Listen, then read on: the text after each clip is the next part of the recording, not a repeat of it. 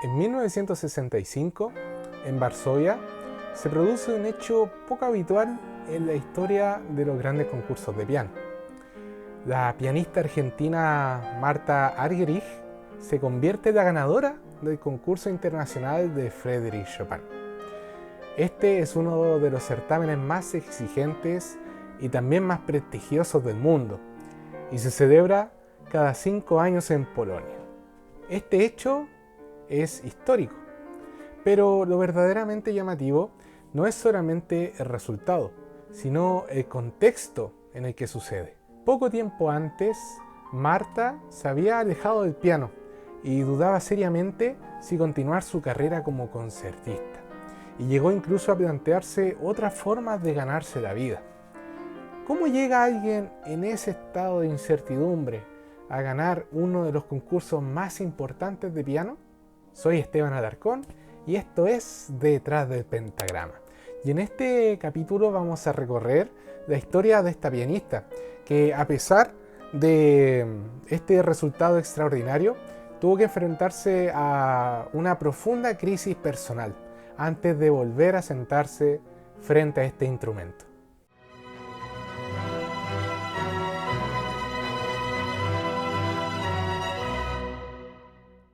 El concurso internacional de piano Frédéric Chopin no es un certamen más dentro del circuito pianístico, sino que desde su primera edición, en 1927, fue concebido con una idea muy específica: evaluar a los pianistas exclusivamente a través de la música de Frédéric Chopin.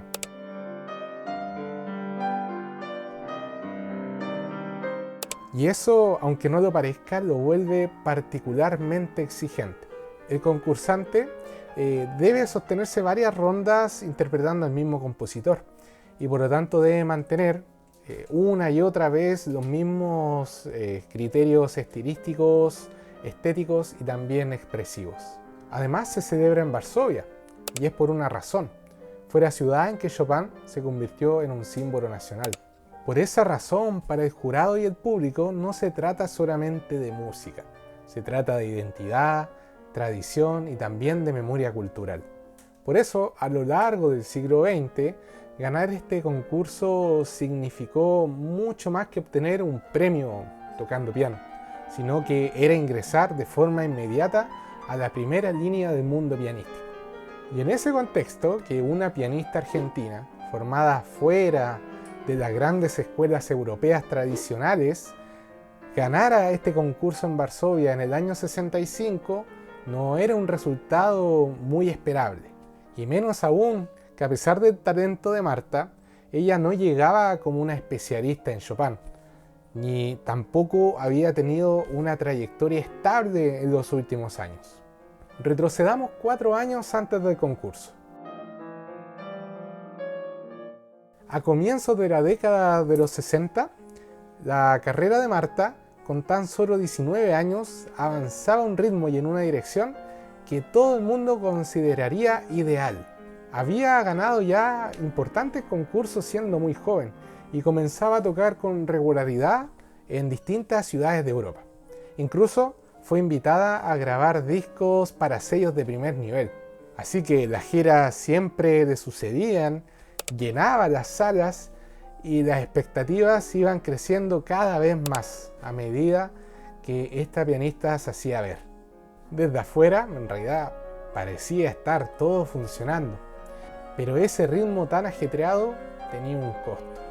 Los viajes constantes, la presión por rendir siempre al máximo y además la sensación de estar respondiendo a un modelo de carrera que quizás no lo sentía tan propio, comenzaron a agotarla y a pasarle la cuenta.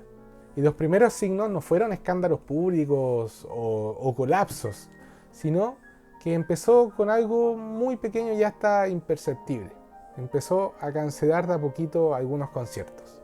Según ella, prefería ayudar a sus amigos músicos en sus preparaciones, a veces para concursos, que tocar algún concierto. Pero en el año 1961, Marta interpretó por primera y única vez el concierto número 23 de Mozart, y fue en la ciudad de Múnich, Alemania. Y ese día ella cuenta que algo cambió. En los días siguientes rechazó cada propuesta de concierto que le llegaba.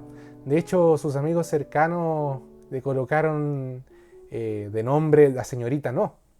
Y a medida que pasaba el tiempo, menos ganas tenía de conectarse y tocar el piano. A esto también se sumaba la fuerte presencia de su madre, Juanita, cuya influencia, según algunas biografías, comenzaba a volverse muy asfixiante. Y por ironía del destino, justo en el momento en que Marta había decidido interrumpir su carrera, salió su primer disco editado por la Deutsche Grammophon. Desde el punto de vista musical, este fue un disco fenomenal. De hecho, la crítica quedó fascinada ante Marta y tuvo muy buenos comentarios. Pero lo que realmente conmovió a Marta fue una carta que le llegó, una carta de felicitaciones. Y no venía de cualquier persona, venía de su ídolo musical, el pianista Vladimir Horowitz.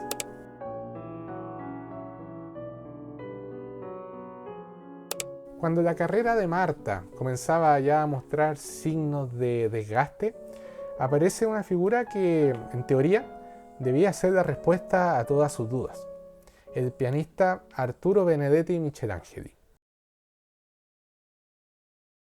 Para muchos pianistas de la época, estudiar con este profesor era acceder al máximo nivel de rigor técnico y de control musical.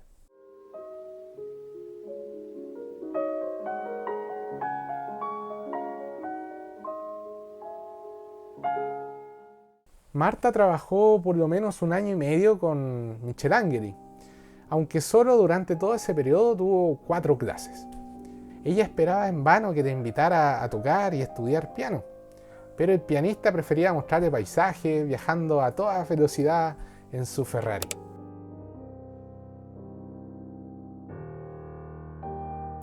Y un día le pidió a Marta que tocara en Turín, en el marco de actividades de su academia. Y ella le dijo: oye, pero si tomé solamente 2 clases contigo. Y él, que siempre tenía una respuesta para todo, le dijo: ya, bueno Marta, pero después del concierto vamos a estudiar piano todos los días. Eso nunca pasó.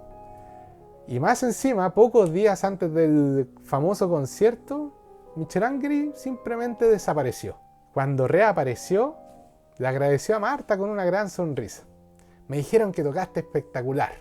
Ese fue el comentario. Y Marta, enojada, simplemente no le contestó. A comienzos de 1963, Marta parecía ya haber olvidado que era una pianista. Llevaba una vida errante. Ella cuenta que iba al cine, viajaba para encontrarse con amigos, de vez en cuando bebía vino con soda, fumaba y se trasnochaba. Una rutina muy distinta a la de cualquier pianista. Hablaba incluso de buscar un trabajo como secretaria para ganarse la vida. Decía que escribir a máquina podía ser una buena forma de aprovechar su talento, que era buena para tocar el piano. Así que los 18 meses que pasó en Italia con la presencia de Michelangeli en realidad no le ayudaron para nada. Las clases, los intentos de orden, las expectativas ajenas, nada finalmente había logrado sacarla de ese estado de desgaste. Y por esa razón, en un impulso repentino, decide viajar a Nueva York. ¿Para qué? Para encontrarse y pedirle clases a su ídolo, Vladimir Horowitz.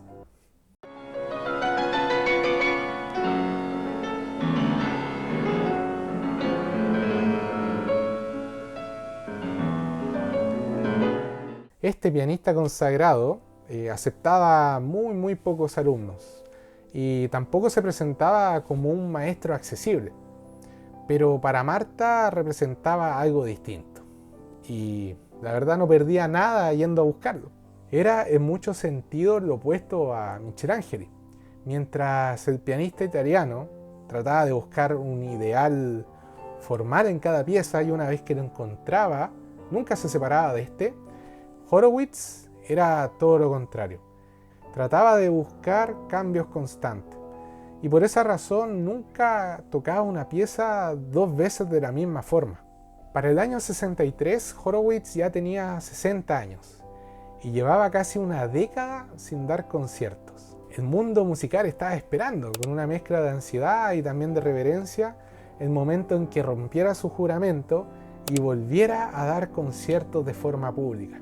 Así que durante ese tiempo de vez en cuando recibía a algunos jóvenes pianistas.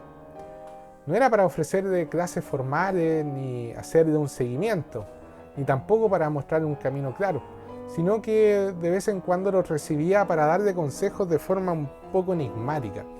Muchas veces estos pianistas ni siquiera comprendían los consejos que le daba Horowitz. Y como tantas otras veces, la madre de Marta intentó concertar una cita formal entre su hija y este pianista célebre, pero finalmente no hubo nada concreto y tampoco pudo establecerse una relación de estudio regular ni tampoco un vínculo pedagógico definido. Aún así, a pesar de la distancia, de las expectativas frustradas, de nunca poder haber concertado clases, para Marta, este pianista siempre fue su favorito. Y en medio de ese desgaste silencioso, cuando la música ya no ocupaba un lugar claro en su vida, ocurrió algo que cambió definitivamente el escenario personal de Marta. En el año 64 nace su primera hija, Lida. Su padre es Roberto Chen, quien es un músico chino a quien Marta conoció en el mismo círculo y en el mismo ambiente musical en el que se encontraba en Europa. La relación fue intensa, de hecho llegaron a casarse, pero su convivencia solamente duró 3 semanas y unos meses después ya estaban divorciados. A partir de ese momento ya viajar, estudiar y aceptar conciertos dejó de ser simplemente una decisión exclusivamente artística. Y en ese contexto, ella decide presentarse a una nueva competición, concurso Reina Elizabeth. Este es uno de los concursos también más importantes y más exigentes de Europa. Para muchos pianistas, este concurso representaba una validación definitiva para entrar también al mundo musical. Pero para Marta, en cambio, era simplemente un concurso. Era para validarse nuevamente. Era un intento de volver a encajar en este modelo de pianista elite. Era un modelo que ya conocía, pero todavía dudaba si quería realmente vivirlo. Este concurso se desarrolla en la ciudad de Bruselas, bajo una presión intensa y con un jurado de fuerte tradición académica. El nivel, de igual forma, es muy alto y las expectativas en torno a Marta tampoco son pequeñas. Ya Marta, a pesar de este tiempo que llevaba alejado del escenario, era muy conocida. Sin embargo, su paso por el concurso fue bastante breve. Marta quedó eliminada mucho antes de lo que esperaban algunos jurados y profesores que estaban presentes. Ahí se hacía evidente que había algo que no terminaba de encajar entre ella y el mundo de las competiciones y en realidad con el modelo de vida de un pianista. Pero hubo un pianista que logró darle esa chispa que le faltaba. Algo que no consiguió Michelangelo y que tampoco consiguió Horowitz. Este pianista se llamaba Stefan Askanazy. Askanazy era un experto en la obra de Chopin. Así que cuando tomó a Marta como alumna, ella recobró el ánimo y empezó a estudiar con mucha más ganas, bajo la supervisión de este profesor. Y luego de un tiempo de estudio se preguntaron, ¿y por qué no el concurso Frédéric Chopin? ¿Qué nos está frenando? Parecía una idea alocada, dada la última participación de Marta en el concurso Reina Elizabeth y de los tantos años que no se presentaba a dar conciertos públicos. Recordemos que ya llevaba aproximadamente 4 años sin tocar conciertos. Y además tenía el desafío de estudiar a fondo la obra de Frédéric Chopin, ya que no la conocía en profundidad. además de no tener idea de sus mazurcas, como menciona su amigo pianista Nelson Freire más tarde.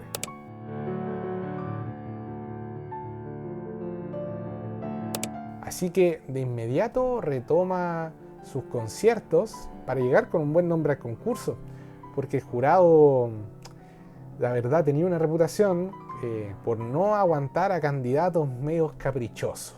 Así que Marta tenía que ponerse las pilas y decide volver al lugar donde la había dejado, la ciudad de Múnich. Después del concierto las críticas no fueron para nada buenas, pero ella siguió y siguió. Comenzó a retomar sus conciertos. Durante ese proceso, Marta se encariñó mucho con Annie Eskenazy, quien era la esposa del profesor. Fue tanto el cariño que le tenía que años más tarde a su segunda hija le colocó el nombre de Annie, en honor a ella. Y llega el año 1965 y el concurso Frédéric Chopin vuelve a celebrarse en la ciudad de Varsovia.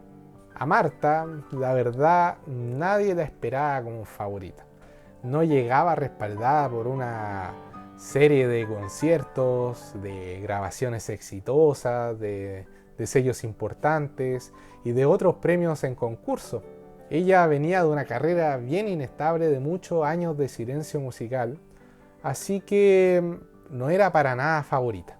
Pero desde las primeras rondas ya su presencia empieza a generar reacciones encontradas en el jurado. Así que a medida que avanzaba el concurso iba avanzando y avanzando de ronda.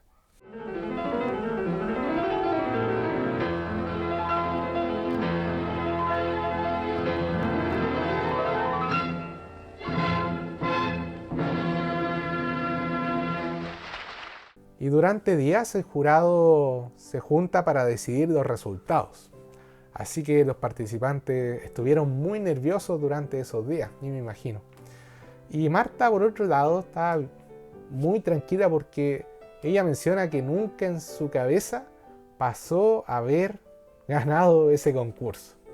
Y finalmente declaran al ganador del concurso internacional Frédéric Chopin. Fue Marta Argerich. Y no solamente obtuvo el primer premio, sino que obtuvo el premio a la mejor interpretación de las mazurcas. Este galardón es muy simbólico en el concurso de Frédéric Chopin, por lo que representan las mazurcas, ya que es un repertorio profundamente ligado a la identidad polaca. Con ese fallo, Argerich se convierte en la primera pianista de Sudamérica en ganar el concurso, y hasta ahora ha sido la única. Tampoco ha habido un pianista sudamericano que haya ganado ese concurso. Así que amigos argentinos, ahí tienen un datito para inflar el pecho. Luego del concurso Chopin vuelve a tomar su carrera de forma gradual. No solamente ganó el premio de este concurso, sino que lo más importante fue que ganó el ánimo y la motivación para continuar con su carrera pianística.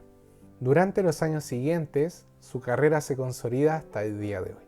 Toca con grandes orquestas, graba discos ampliamente reconocidos y también se convierte en una figura central del piano del siglo XX y siglo XXI. Hasta el día de hoy sigue siendo una pianista activa, tanto en conciertos como en grabaciones. Vemos que al final su relación con el piano nunca se rompió. Soy Esteban Alarcón y esto fue Detrás del Pentagrama. Gracias por quedarte hasta el final. Espero que te haya gustado este video. Dale like si fue así. Y también no olvides de suscribirte para recibir más videos como este. Nos vemos a la próxima.